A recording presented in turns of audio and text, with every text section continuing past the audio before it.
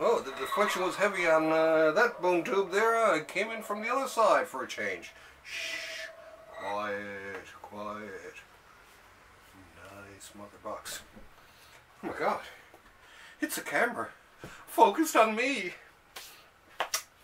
Well, once again, from deep inside a secret location, secreted somewhere down in the depths of downtown St. John's, Newfoundland, comes in the Library of Graphic Literature with me, Wallace Ryan, your host. Oh, what a day. Lots of rain and stuff here, at least this evening anyway. It was nice and sunny though today, and the weather's calming down at last now, and we're starting to get into some really nice, cool, perfect fall weather. Oh, 1 second please. Let's have a spin of the rack there. Yes, yes. What? We don't have that many? Spinner rack has just told me we don't have a lot of books this week to go through. So, I've had a few people suggest, can't really remember the name now, I'll mention it next week, but I've had quite a few people suggesting to me, well, I've gotten all kinds of great suggestions, and I have been writing them down, by the way, folks, so if I haven't done something that you've mentioned to me or suggested, don't worry, it's written down, and I will get to it. But, yeah, I had a couple of suggestions that I talk about some of my out-of-print books that I might have and that sort of thing, and I thought, why, that's an excellent idea. And you know what? I'm going to do it tonight, mainly because we're a little, like I say, we're a little low on the goodies. Now, hang on a sec. Another quick sip of the tea, and we'll start out this week actually with the new books, obviously. So, if you're ready, I'm ready. You ready? I'm ready. Ready? Ready? Okay. First of all, from those fine, fine folks way out west there at Dark Horse Comics, Hercules, experience the adventures of the man-god. Blah. So, yeah, this is, I do believe this is from the, is it the Charlton Comics run? Let's see what it says here. Yeah, this is from the classic Charlton Comics run, which I think was mainly the late Sam Glanzman. Okay, let's check this out here. And ding ding ding ding ding ding. And Joe Gill and Denny O'Neill. Yeah, okay. Denny O'Neill as Sergius O'Shaughnessy. What a pen name, eh? What a pen name. I guess old Denny wasn't used to being a famous comic book writer at that point. Anyway, you know, Charlton during, especially during the '60s, they were a pretty good company. I mean, they put out all kinds of great stuff from Ditko, and you know, they had a wide range of stuff, and I can remember Hercules actually being on the stand. But yeah, Charlton was a very interesting company. One of the last of the mob-owned comic book companies, by the way, in case you didn't know that. And so I thought I'd show you fine, fine folks out there what Hercules was all about. Like I say, love Glanzman stuff here. He was, there you go. You can see use of what was called the lettering in this book for the most part was done using, looks like a Leroy lettering set. So you comic book people out there, some of you will know what I'm talking about. You comic book artists out there will definitely know what I'm talking about. Same with any architects or stuff like that.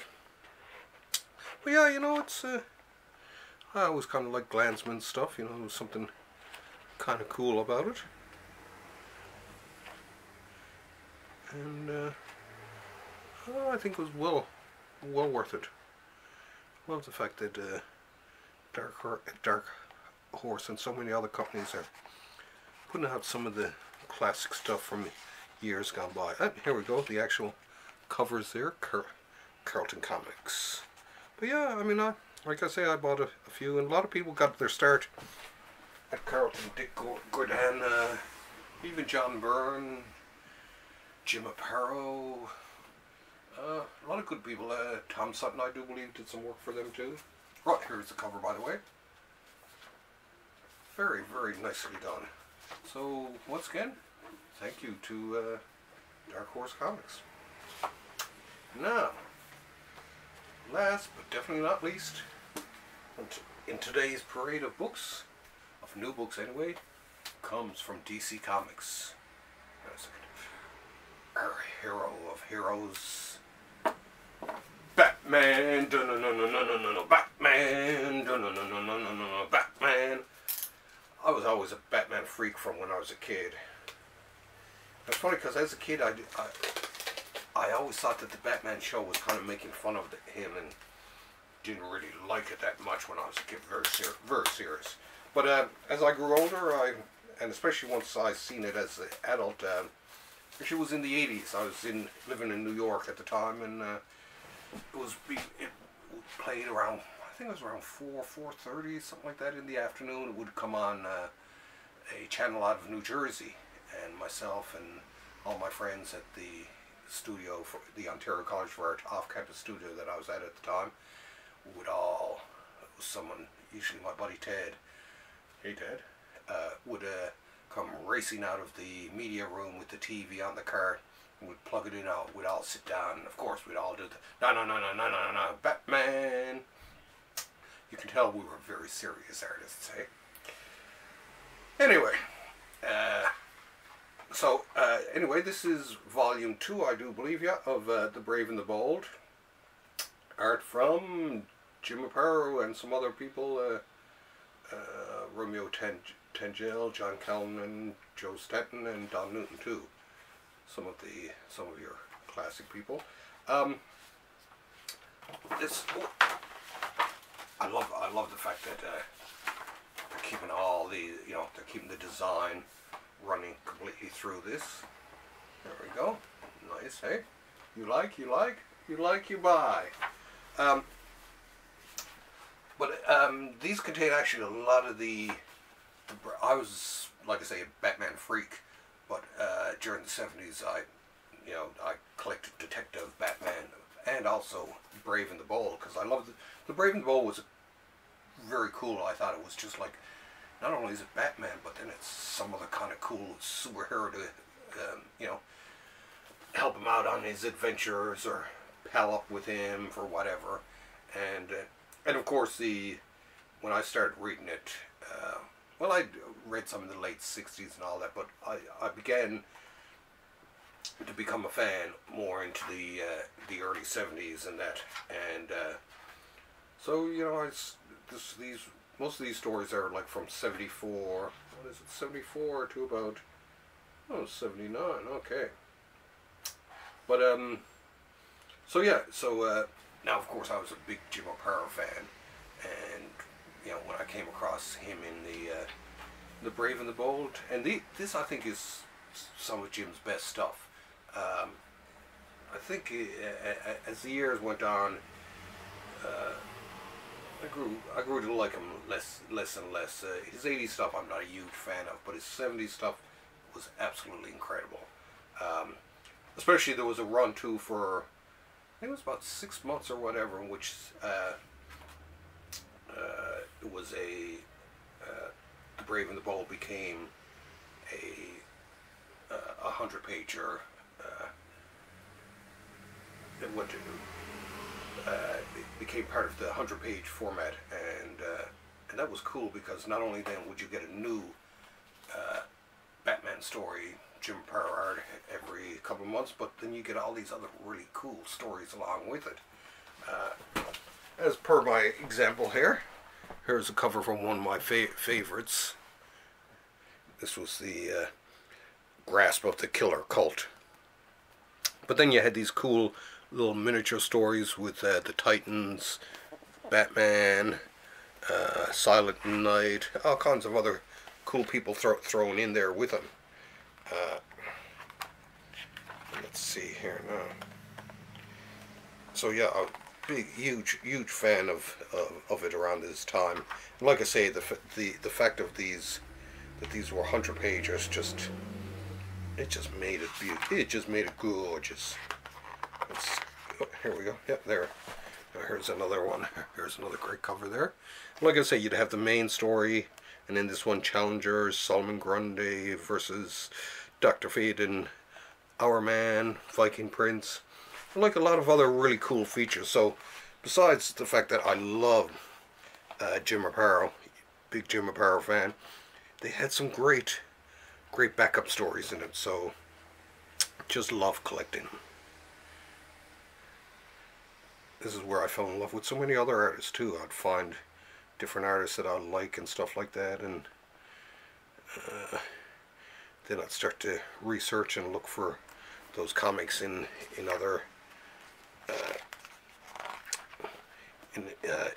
you know, in other forms, stuff like that. I can always remember this Batman and Swamp Thing. I was a huge Swamp Thing fan, so it was kind of cool to see Batman and Swamp Thing back together again, because they did actually meet way back in Swamp Thing comic. I thought Jim Aparo did a pretty good Swamp Thing, right? Oh, look, Plastic Man, Sergeant Rock. Oh, even himself, even Jim Aparo himself was a, here we go, where is it? I do believe this is it. Yeah, this is it, here we go. This was one of my favorite issues. This, with Sergeant Rock, but it involves Jim Aparo in it. So Jim Aparo appears in this one, so it was kind of cool. I kind of liked that at the time, right? I thought it was, oh, there we go. Good old Jim there. And not only did Jim pencil his own stuff, but he actually inked and he actually lettered his own comics, which was pretty unusual back then. But yeah, huge Jim Aparo fan. Just loved it. Everything he did seemed to be, to me, seemed great anyway. He really was, in the 70s, probably, in some ways, maybe even a little bit more than Neil Adams. There was just something, there was a style to Jim's art that just absolutely loved. And I loved his Spectre work. We've yet to see that in a hardcover.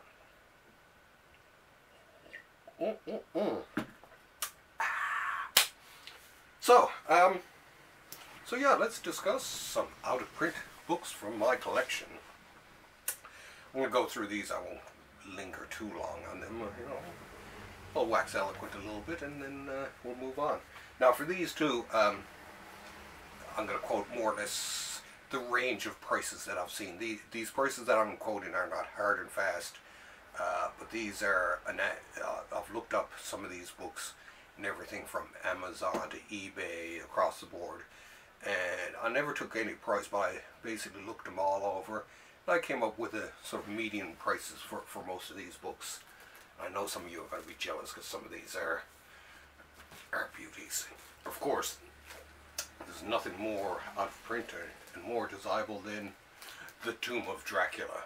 Well, the entire set of these actually is all out of print. Now, Marvel will be coming back, will be bringing these back into print, so I imagine you might see a drop in the price of these. These were going for, I've seen these going anywhere from $250 to $500. Can you imagine that?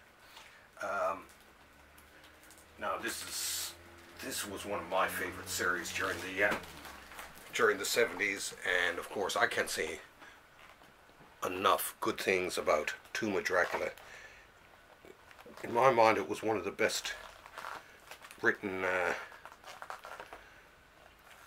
Marvel comics at the time. I absolutely loved Tomb of Dracula. Now, I came in about,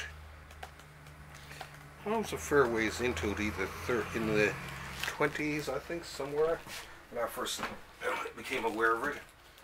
And then started reading. Now, I was always a Gene Colan fan, so find out Gene Colan was half the reason I started reading this, and kept on reading right to the end.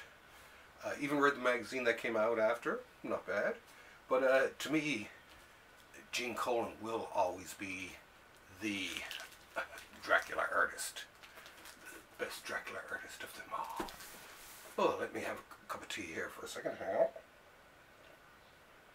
Whoa, one moment please. I noticed that one of my lights here, this one always comes down a bit as I'm talking. There, now that's a little bit better. And of course, you all know what this one is, and you know it by the weight alone. This is the much vaunted and the legendary Colossal Conan. This has 50 issues of Conan, Dark Horse Conan in it. Beautiful, hey? I've seen this one listed anywhere from $550 upwards to even $800. People looking for this. Whether or not it's worth that much, I don't know. But it's still one of my favorites. And heavy, heavy, heavy. Absolutely love this. Great artwork. When I first started reading this, I wasn't sure whether or not, you know, because I was brought up on the Marvel Conan and all that, and with the likes of Barry Windsor Smith, and I was wondering, you know, will I fall in love with this one too? I did. And of course I'm going to get the next two Colossal Conans, Conan of Samaria and King Conan, which are the last two kicks at the Conan cat that Dark Horse has before the license goes back to the fine folks at Marvel. And I can't wait for that too, because we got those omnibuses, the Conan the Barbarian Omnibus and the Savage Sword of Conan. I almost lost it when I read that. This book was actually suggested to me, this one particular book, by my buddy Randy Lawler out there. Thank you, Randy. Shout out to you, because I was talking to him at Downtown Comics tonight and told him about what I was doing, and he mentioned this one in particular, and I had no idea, but I looked it up and I was quite shocked. But this one, this is $38.99 Canadian, $34.99 US. This is BPRD Plague of Frogs Volume 3. I love BPRD. Great book, great writing. Thanks, Mike. Thanks to all you fine folks at Dark Horse. I'll buy anything from that has McNola's name on it. This one, actually, let's have a look at my notes here. This one I've seen anywhere from $170 to $200. Now the worst thing, of course, with all these books that I'm showing you and all that, is that, and I know a lot of you know this already, is that I'm not going to sell my collection. I'm actually going to turn it into a gosh darn library at some point, hopefully before I die. And so in some ways it kind of drives me crazy when I see some of my books really shooting up in value, because you know I won't be profiting from them, right? But hopefully someone either, you know, I plan to either start my own library or in the end hand this off to some deserving institution. So I just can't sell this stuff. I just loves it too much. But I'm gonna keep it till the day I die, though. Oh, and last but not least, oh yes, this one I just happened to spot as I was zipping through looking up books. This is another one of my favorite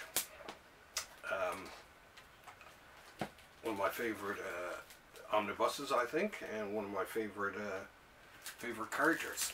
Oh, Man-Thing. Dun, dun, dun, dun, dun. With, of course, the wonderfully titled giant-sized Man-Thing special issues involved in it. It's funny, even as a kid, I never quite got it, but as I got older, I started to realize something about the title of it. But Steve Gerber, one of my absolute favorite writers of all time. There's even some Sterling in this too. Sterling. Well, quite a few great artists worked on some of the Man-Thing. Let's see. Pencilers: Gray Moore, John Buscema, Neil Adams, Rich Buckler, Howard Chaykin, Jim Sterling, Val Mayrick, Mike Plug, and so on and so on. Oh, Alfredo Akela, one of my favorite, even John Byrne. But yeah, I absolutely love Man-Thing. like I say, especially, well, anything Gerber. I love Howard the Duck. I loved his run on Defenders. He was an amazing, amazing man. Well, especially Howard the Duck. I mean, revolutionary. I thought at the time. The cool thing was that he was doing that at the same time with Gene Colan, that Gene Colan was doing Tomb of Dracula. Whew! So there you go, folks. 4 OOP books out of print. They're beauties, they are expensive now, but they're so well worth it. Anyway, that being said, yes, Spinner Rack, it's the end. That being said, that's the end of this week's show.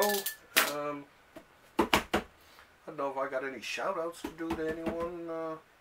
Not that I think of. Oh yes, today we seen that Gary Frederick and Marie Severin passed away. 2 more giants of the comic field are now drawing in that great comic book studio in the sky. Our thoughts are with you folks and with your families. That being said, I guess it's time for me to boom tube my way out of here. Next week, a lot of stuff next week. Going to be a good show next week, so check into us. In the meantime, I guess it's yeah, I know. I guess it's time for me to leave, as Mr. or Miss Mother Boxes tell me. Oh my God! Look at that boom tube there. Such bright colors. Anyway, folks, love you to death. See ya, and don't forget to keep on reading.